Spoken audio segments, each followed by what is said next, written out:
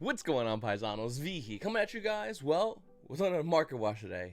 You know, Paisanos, I gotta tell you, with everyone getting their money, you would think the Starlight market would be bought out. You would think it'd be the first thing to be bought out, actually, because we know this when the first big check came down, well, all these cards were cleaned off the market. We saw Starlight Appaloosa hit around $2,000, IP Masquerade was not far behind it. A lot of cards in the market, as far as Starlights, were just, like, insanely high. And then they cooled down. And then with the subsequent check we recently got, well, hopefully all of us got, we didn't really see that happen. That's something just really interesting to note. It feels like almost Yu-Gi-Oh! Players aren't caring for some of these Starlight rares as much as they're really caring for the other cards in the market, which, let's be honest with you, are obscenely expensive. And we're going to talk about that in this video. Guys, if you're new to the channel, please make sure to hit the subscribe button, like button, comment down below, comment question of the day. So, I keep asking it, I just want to ask one more time. How much of the Stimmy money have you spent in this game? I mean, I'll tell you right now, me, personally, not much. I sell cards and I just recently rebuy cards. I don't really care for a lot of the cards in the game as far as like spending extra money. I sell until she play, I'll get store credit, I'll use that store credit to buy cards, thereby separating my real money from my you know, drug addiction that is Yu-Gi-Oh! Trading card game money. That's the way I do it. It's just a lot easier. But let me know how much you spend down below. 0, all of it. I'm in debt, V. Help me. Can't. Just let me know. Listen, I want to say something about a lot of these cards in the game right now, because yes, a lot of them are expensive. I feel like a lot of Yu-Gi-Oh! Players are wondering, V, do I buy this card spiked up? Do I still buy it because I need it for my deck? Or V, do I hold on to this card? Or even more importantly, do I sell with the anticipation of seeing a reprint, which will subsequently drown out the prices? These are very good questions. They're all great questions, and I'll try to answer as many as possible in this video by looking at some of the cards. One thing I just want to note for you guys, anyone out there, if you guys are a big fan of Shadows like I am, you should already have Burning Abyss. I really think Burning Abyss is one of the best decks in the game that nobody knows about. It's a hidden gem, and it almost feels like, I think we're on the cusp of that feeling when Dual Lines dropped and everyone knew Shadows were going to be the best deck, but nobody cared about Burning Abyss until it was too late, and then Dante overnight spiked to $75 a copy. Looking at Secret Dante's right now at a Dual Alliance with an $18 market price, you get the limits, by the way, for as low as $15. But if you want like the first version of Dante's, you're going to be paying, you know, roughly around $30. This card not too long ago, I believe like a week ago, was roughly around 25, and now it's already spiked up to 30. Now, if you want to get some super rare Grass Mantler branch of the Burning Abyss at an Astro Pack 8 with a near $7 market price, that price point is almost near, well, 10, and then it quickly goes to $11 a copy for Graph. So I'm telling you right now, Burning Abyss is slowly leaving the market, and the value is slowly increasing. And I don't know what will it take before people realize the fact that this is a really good deck. And this deck versus like a deck like Shadows, that's a crazy matchup. Then we have, well, let's talk about Blazing Vortex. I know a lot of people like yelling all over the place about Blazing Vortex, and people are yelling the cards are good here. Is it a good way to buy sealed? Real quickly, that's what I'll say right now. Blazing Vortex sealed booster boxes are selling for $6 on TCG Player. If you're an OTS store owner, you already know those guys selling these booster boxes are losing money. You're selling these boxes at a neg, and that's because the value of Blazing Vortex singles are just atrocious. I mean, when we look at Pot of Prosperity, you see it being roughly $102. You would think this would be a good set, but you'd be wrong. I mean, the second highest, most expensive card that set, being Underworld Gods of the Closed World, is roughly around $30. After that, Heavenly Zephyr Medora being roughly around 14, then 10, then 8, then $5. If you pull Armed Dragon level 10 and Armed Dragon Chaos Flash, you'd pull less than $20, and somehow you gotta pull $40 in the rest of the set's value.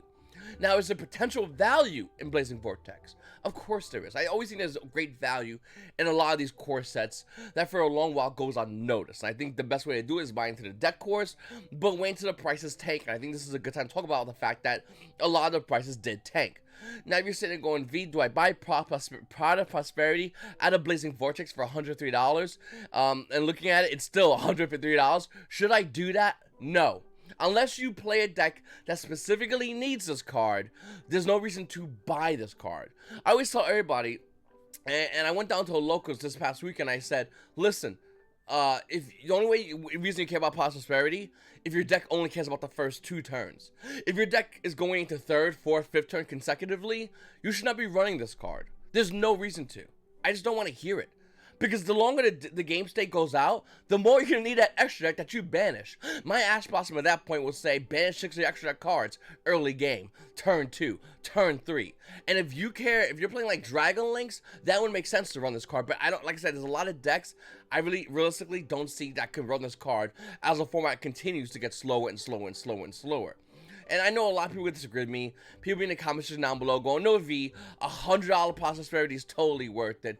I'm telling you right now, you're just wrong. I'm sorry. You can say whatever, dude. That makes 0 sense. Once again, unless you're specifically running a deck that can utilize this card and try to end that game, hopefully before turn 3, this card's not needed in your deck. And if you are putting it in your deck, you're just... let me know how that grind game works out for you.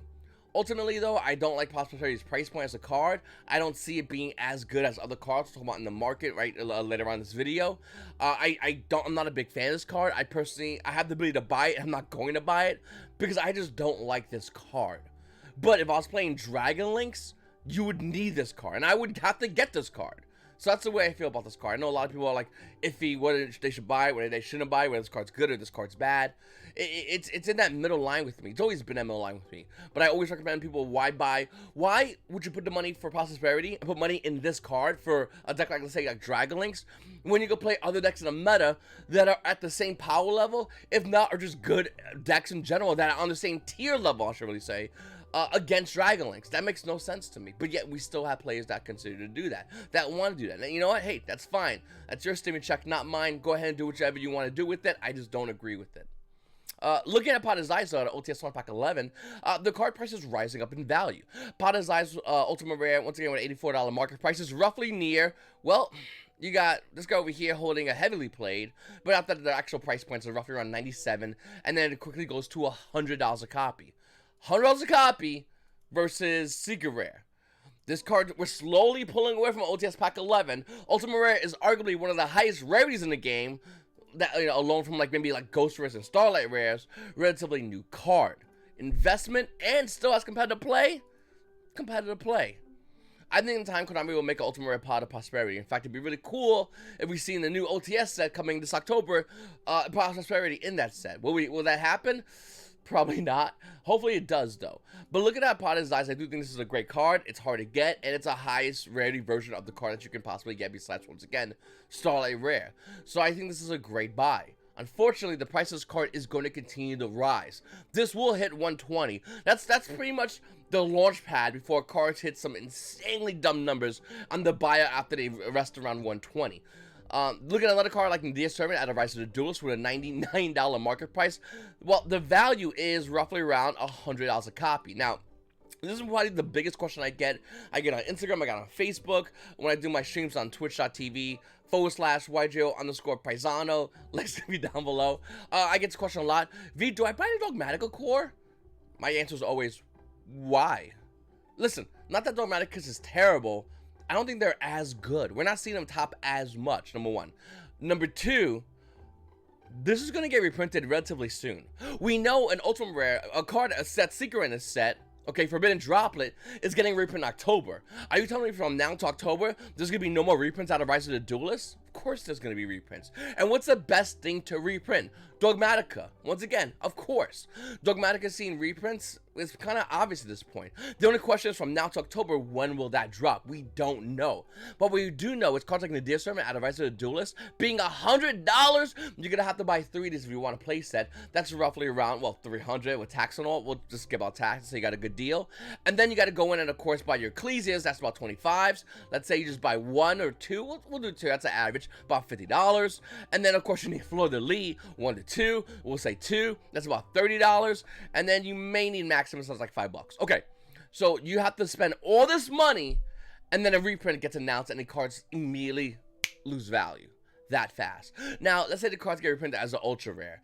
The rest of Dogmatica stuff, besides like maybe like Fleur de Lis, which might actually rise in value, we're gonna see Ecclesia drop. I don't care about Maximus. I don't know if it's gonna spike. I highly doubt it. Nadia Servant, if it was to get an ultra rare reprint, would absolutely still spike. Like, there's no question about it. it will go down. This card overnight will hit $60 on the spot. We've seen other cards even better than the Dear Servant, like Infinite Permanent, Secret Rare, which was like over $100, get a reprint announcement of an Ultra Rare, spiked to 60. So I think we need a Dear Servant. I think we can safely say that would be the price point to go at. Now let's say Konami somehow makes like Prismatic Rare on the Dear Servant. Just somehow say that. What will happen to this card price? It'll hit 60 in about a couple of hours. Whereas it might take a day in the other end. And then, of course, other rarities, other printings will obviously make this card, go lower, slower, if it's not lower than Ultra Rare, Super Rare, Common, so on and so forth. Listen, I do think Dogmatica package is a very good package, but it's not. I don't see it make any sense for anyone to go in and buy it right now. It's overpriced, it's not needed, and I don't recommend it. Sky Striker players love talking about the extra deck Sky Striker cards. Oh, look at my Shizuka Ultimate Rare, play set of those. Kagari Ultimate Rare, play set of those. And they're insanely expensive. But we're slowly forgetting the fact that Sky Strikers have their own token, which is throwing some crazy numbers. The value of the Sky Striker Ace token is about $8. Sky Striker players want to do the Ultimate Flex, you're going to have to get 5 of these. Realistically, you probably just need 1. But the card of this card is $8 for a token. The waifu tax knows no bounds. Then we have Crystal Needle Fiber at an OTS 1 pack 15. With a $90 market price, the value of this card is roughly around $120. Now, we talked about this last when the card was hitting like $250. I looked at the camera and I looked at you guys. I said, listen, Paisanos, don't spend $250 on Crystal Needle Fiber. That is insane. The price point is cooling down. And we're seeing it in real time. I mean, this price point throughout the weekend has been cooling down more and more and more and more. The question is, will Needle Fiber go under $100? Probably not. I think the stable price point is anywhere from 100 to 120, what we're seeing right now for Crystal Needle Fiber. The reason why I'm saying that is because, well, not a lot of players have access to this card. Those who get this card want to obviously keep at least 1 for themselves, and I wouldn't be surprised if they might even want to keep 2 at the most. I currently own 1 of these, and I'm telling you right now, like, if I would love to have a second one. If I was to pull a second one, I'm gonna keep it, and that's gonna create a bubble of prices, a price point for Needle Fiber, because this card always has the potential to see meta play, as it's already seeing meta play in Dragon Links. Then we have Astro number 39 Utopia. This card with a $342 market price is not that. You have one over here being roughly around $475, and then you'll have another one over here being roughly around $550, then $600. Let me say something real quickly about lightly played and near mint, because I'm not sure if anyone realizes the real difference. Near mint is when you take it out of the pack, you put in a sleeve, maybe even double sleeve that through in a binder. That's near mint, okay? As long as you didn't bend it as you took out the pack, whatever. It's near mint, clean. Lightly played is you took it, put in a sleeve, threw in the extra deck, and played with it. That is immediately lightly played. The reason why I'm saying this, because people that are selling out TCG Player and cards that I'm getting that say near mint are actually lightly played, and cards that are lightly played are actually being said for near mint, and I just don't understand why people don't get this. I thought this is kind of like a common sense thing, but there are some sellers out there who are just selling like near mint cards that they could get way more money for as lightly played. And then doing the vice, I don't understand. I have zero idea, but it's something I think that everyone could, hopefully just use that. That's for you guys. Please don't make that mistake. You will have some upset people and very happy people at the same time. Accesscode token at Eternity Code is a card that, once again, everyone kind of needs. Some decks are using it, some players are just holding it because they only have 1, and this card is obviously going to see play more decks as time goes on. Accesscode token at Eternity Code, a $99 market price is roughly around, well, $99, so less than $100, by the way, for this card. It's a card you usually need 1 of. If you have extras, that makes 0 sense. You sell the extras, but you definitely need 1 of this. Wouldn't be surprised this card gets reprinted in like a Mega 10. Gaia Dragon, the Thunder Charger, is hilariously undervalued. With a $35 market price, the value of this card, let me just clean up a little bit. The value of this card is roughly around $30. The reason why I say hilariously undervalued is because we have so many cute cards that go into like Zeus. Like tons. One of the best cards, Down Magician, allows you to put extra material before going to Zeus. Down Magician's fallback, of course, you have to be in main phase 2 to use it. But whatever. You have Zodiac. Well, that just go, I summon Zodiac, I summon another Zodiac monster, I swing, and then I become Zeus. Whatever. But the cool thing about Gaia the Dragon, the Thunder Charger, if we're gonna, and I do think we'll be entering a meta in which we're gonna see rank 5 and rank 6 XZs, we're gonna see cards like Gaia Dragon actually see meta play. I do think this is gonna happen. I don't have anything to back this up other than the fact that we saw with so many other cards, Gaia Dragon only makes sense. And just because we're not seeing it now, doesn't mean the meta could shift in which we see more rank 5 and rank 6 XZs. With that said, if that was to be the case, we would see Gaia Dragon the Charger actually see play as being an extra material for Zeus. Obviously. Cool thing about this card is it also breaks defense. So not only are you going to be going into Gaia Dragon the Thunder Charger for trying to be an extra material for Zeus, if you need to get a little extra defense breaking up, well, this card's your boy. The fact that this card's roughly $30 out of Astro Pack 7 and nobody knows about it right now is hilarious to me. Everyone's going crazy buying this, buying that, buying this, buying that. I casually walk in, look at TCG Player and go, why is this card not being bought out? Now, I'll tell you right now, I own one of these. I was debating on being greedy and buying like a play set. I'll be honest with you guys, I'm just too lazy. I just bought one. I have one Ultimate Rare. That's all I care about. But for anyone out there watching this video right now, this card is pretty good. And if you think decks that are going to go into rank 5 and rank 6 XZs are not going to overlay this and overlay into Zeus for extra materials, you're out of your mind. They've already done it with Down Magician. Why won't they do it with Gaia Dragon when that comes to be? I don't know. Pretty good card. Invocation Ultimate Rare is a card I really want to get, but not now. The Ultimate version of the card at OTS 1 Pack 6 with a $107 market price, well, it's realistically about $200. This card is insanely overpriced, and, well, with good reason. It's phenomenal. I have a deck, and I'll probably have a deck video coming out on the channel soon, showing you guys my Invoked Shadow deck. No Dogmatica. And I'll give you guys my explanations for that in that video. It's still, I feel like the deck's not fully done yet. I'm going to be play testing today on Twitch. Once again, description's down below. I greatly appreciate you guys give it a follow and check me out when I go live. But I think that Invoked Shadows and Invocation by itself is phenomenal. Now, if you don't want to buy the Ultimate version of Invocation, you can of course buy the Super Rare out of Shots of Valhalla, right? Kinda. With a $39, almost a $49 market price, the value did cool down to $37 for the lowest rarity version of the card. If you want to get the secret rare version, well, at a Fusion of Forces, the original print, yeah, no problem, that's roughly around $46. And if you want the Battles of Legends secret rare for some ungodly reason, looking at that card with a $40 market price, the value is roughly around $45 to $48. If you want the secret, non-original print secret rare version, once again, I have no idea why. I think the original print at Fusion of Forces is definitely the best buy for your money. But yeah, Ultimate Rare Invocations. I have one, and I have one super rare. I have to wait till this goes down in value. Hopefully I'm not alone. Comment down below if you're in that position. Ultimate Rare MSTs is definitely one of my favorite looking Ultimate Rares. It just looks really nice. Konami definitely boarded it out beautifully. If you look around the box, the box, you can see it looks nice. The outside obviously looks nice. The texture looks beautiful. Ultimate Rare stamp, boom, looks good. And the card itself, it just engulfed in, well, you know, a lightning storm going into a typhoon. Don't question it. Listen, it looks really, really nice. So nice. This $80 card has been bought out to be roughly around, well, $200. Unless you want a German version, that's roughly around $175. Why? I don't know. Gold format players don't give me any reasons why they do random things. All that I know is this is not unusual. Whenever we saw the last Stimmy drop, everyone that played Ghost were like, hey guys, what are we just gonna go and make things expensive for everybody else for? So we're gonna play bad rarities off again. What card? What do you want to do? Okay, let's go do that. And they just clean it out. Look at the Ultimate Rare MSTs. It'll be a lot harder to replenish due to the fact that it came on an Astro Pack 8. So this is gonna be a lot. I don't know. One thing's for sure, the value, in theory, should go down when people are listing the most MSTs, Ultimate Rares. It should go down. The question is, where's it gonna go down to? Real quickly, it's not hitting $80 again. And if you guys don't know what I mean by this, this is like the, especially the older the cards, the more this becomes more true, the old roller coaster theme, or my old shoe theme. I like to use the old shoe theme, some comedian named Patricio Neo. And it's basically when a shoe costs $75, and then a company jacks the price up to $120, everyone's freaking out, oh no, it's $220, that's so expensive, it's not fair. And then they raise the price down to $100 and call it on sale. And everyone goes, oh, great. Yeah, let me get 2 pairs. But what they really did is they jacked it by $25. You just felt like you got a good deal.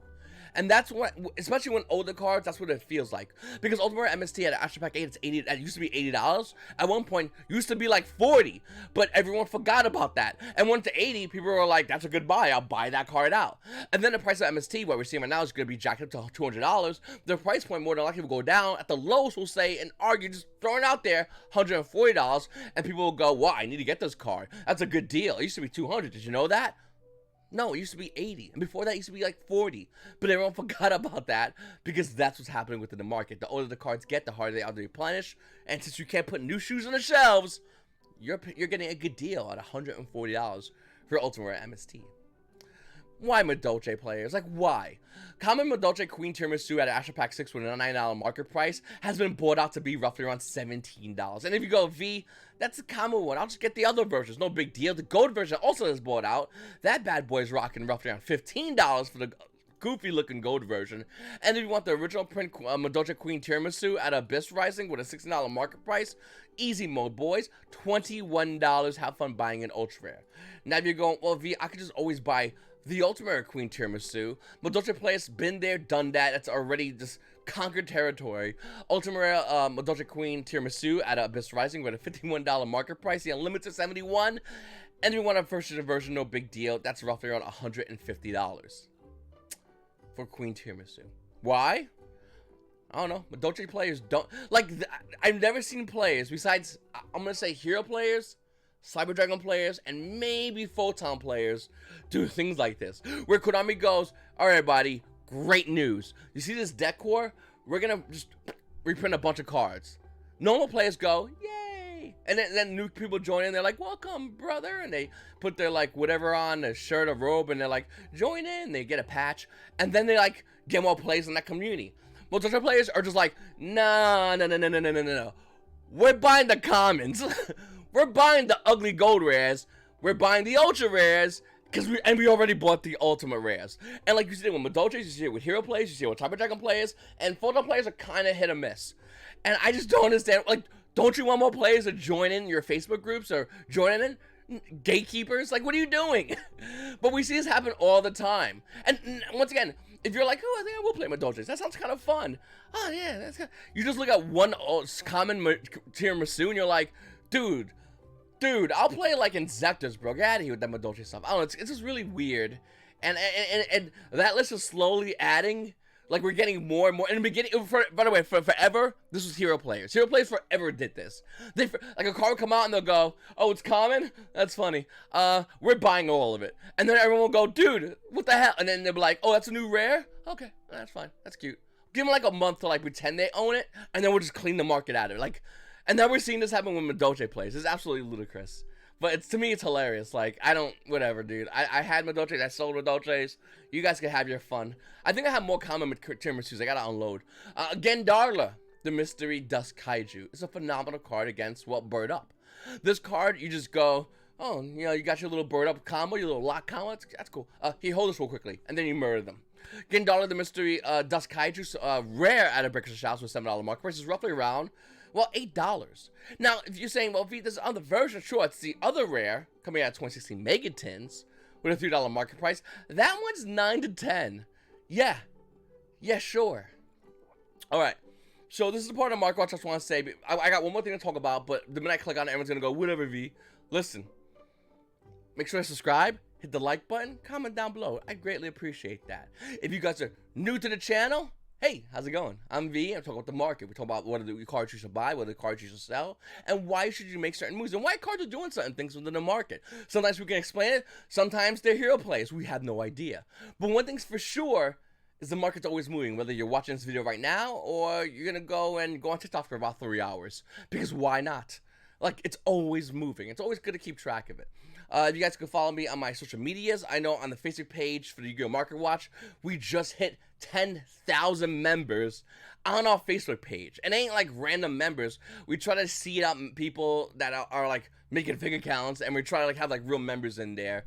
People love posting about like things they want to sell there. We're not a sell group. You just talk about the market. If you want to talk about the market, the Yu-Gi-Oh! Market on Facebook groups for you. Once again, links will be in the description. We have 10,000 members. Wouldn't be surprised if we start hitting 15, then 20, and it goes crazy. I also have a Discord, the Market Watch Discord, which we talk about the market and ramble about everything else, by the way, like movies and all that fun stuff. And of course, I stream on Twitch, and I would love you guys to come on my Twitch channel, twitch.tv/YGO_Paisano. Give it a follow. If you want to subscribe, support the channel, I greatly appreciate that as well. And now we're going to talk about something that everyone's going to be like, no, V, no, don't do it, but I'm going to do it. Ultimate Rare Maxx is my baby. Now, it didn't come off the ban list, and everyone's like, gotcha, V, but everyone always forgets, I got to be right one time. You always have to be right. Ultimately, like, that's just a losing argument, you know? Ultimately, like, it's like swimming in the ocean going, see, I'll never drown. Okay, I'll just wait here. Ultimately, I'm going to be right. And the bubbles will stop. Listen, Ultimate Rare Maxx coming, I don't know why I say Ultimate Rare. Ultimate Rare Maxx at Astro Pack 4 with a $436 market price is a joke. And here's why. Because besides one, that's Lightning Play Unlimited, that's roughly around $475. The next version of the card, well, this guy has it here for $700, and then $750, and then $800. But this card's banned, V. This card would never come off the ban list, V. Sure. Does it matter? Let's say you're right. It never comes off the ban list. The Ultimate Rare Maxx, in which I spend, I think for my playset, I spent around $1,000 for my playset for a playset of these cards, doesn't care. It doesn't matter. Each copy is about to hit $700 a copy, which means my $1,000 became $2,100 because reasons. And as time goes on, every ban list, we see more hype. We've seen this already with other cards. This is the most insane version of it, but we've seen it already with Masterpiece, a card in which when got hit like $4. How much is that card right now? About $25. We've seen it with Grassless Green and went down to $1. Vendors were buying for that. I remember the next regionals after it was banned. And then now, that card's hitting like $10. But Maxx is special. One, it's one of my favorite cards in the game to mediate an insane format. Unless you're okay with playing against Dragon Links, which some people will go, oh, I can't wait. V, I'm okay with playing against Dragon Links. That's fine. Okay, cool. No big deal. But two, this card is a great mediator. Now, I'm not going to try to sell you on this card. I'm just going to sell you on the reason why banned cards gain hype. Banned cards will always and can always gain hype. And it's inevitable that, well, either they come up the ban list or they come more money. That those two things happen. Now, let's say the next ban list Maxx does come off. The $750 Maxx you're looking at right now is not going to be $750. It will be $1,000 a copy. And you might say, well, V, I don't want to buy Ultimate Rare Maxx. That's almost a COVID check. And yet, no, I don't blame you. This is now hitting some dumb numbers. If you didn't get in when I said, you just got to stay along and see what happens. Let's see what happens, okay? The brakes are gone. The car's, the foot's on a pedal. Let's see if we hit a wall. And what's the wall going to be at? $1,000, $2,000, $3,000 a copy? We have zero idea. Okay, take the wheel, boys. All I know is that if you got in on this card when it was around $300 to $400 range, you'd be feeling pretty good right now. You'd be feeling really good right now. And as this card grows in value, and let's not get it twisted, it will continue to grow in value. People are going to be like wondering when and what is going to happen. Is Konami going to make a Starlight Maxx, which will hopefully lower the Ultimate Rare? Fun fact, it didn't. Look at other cards like Effect Veiler. It did the opposite effect. Effect Veiler Ultimate Rare was like, I'll just be a lot more money then, because a Starlight Rare is like $500, something insane. I'll just join up with that. Who cares? Maybe even DD Crow did the same exact thing. Didn't even see as not that much play right now besides Bird Up. And the card's still worth a lot of money. Ultimate Rare as well as Starlight Rare. So no, Starlight Rare is not the saving grace of Maxx. Konami would have to reprint this in OTS Storm Pack 10. And maybe we would see the price point differentiate. And when I mean differentiate, I'm saying like go down for a little bit before it hits the moon again. And it's inevitable to hit the moon again. To everyone that didn't buy... To everyone that just didn't buy Ultimate Rare Maxx, it'll never come off the ban list, V.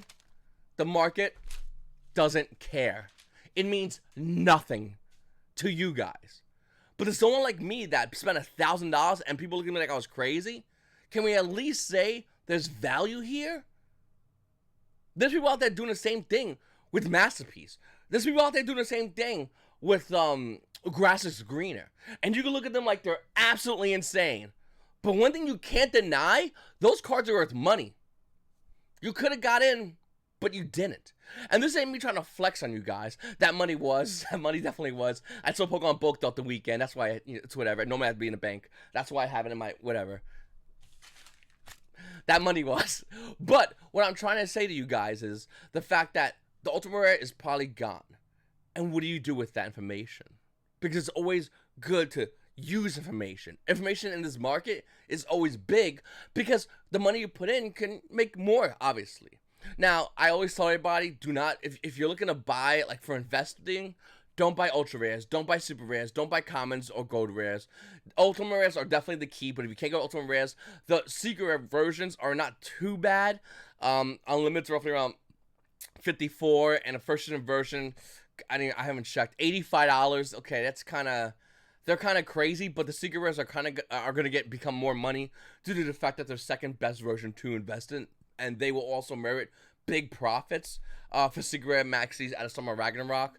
But there's other cards. Maxi is my favorite one because I know what it can do to the meta and how awesome it would be. I know the challenge it will give to the players and how the players can step up and answer it like we've seen players do with any other new cards come out or older cards come out to re-challenge the players like Imperial Order and stuff like and Superhymization, Harvest Veluster, and how players adapt with the new cards. And I know that Maxi is just yet another one of those cards. Now, I do think there's a lot of other cards. Once again, like I said before, Grass's Green and Masterpiece. I don't say go and buy all banned cards because some of these banned cards like Galacarasso should never come off the ban list ever. But there are some banned cards, and maybe I'll do a market watch about it. I've done some in the past, I'll do another one, that have potential, and where there's potential, there's value, and where there's value, you gotta analyze it, go in and see what's the best way to buy those cards, and see what they're going for, and see if anyone's looking at them, because a lot of these cards, nobody's looking at them. I think I bought a super rare Fishboy Blaster for like $14, I think it was, or $7, something like insane, and now it's like way higher than what it was, and yet people still don't know that about that card and how good that card is. Have zero idea about that card, but ultimately start reading it the minute we see it come off the ban, or the minute we see people start talking about it, which will drive more eyes to it, which will obviously create hype, and that hype doesn't really go away until that bubble pops. And how does it pop? It comes off the ban list. Anyway, I really appreciate you guys watching my videos. Please make sure to subscribe if you're not subscribed already. Hit the like button, comment down below. It's your boy V. Hey, you have a great day.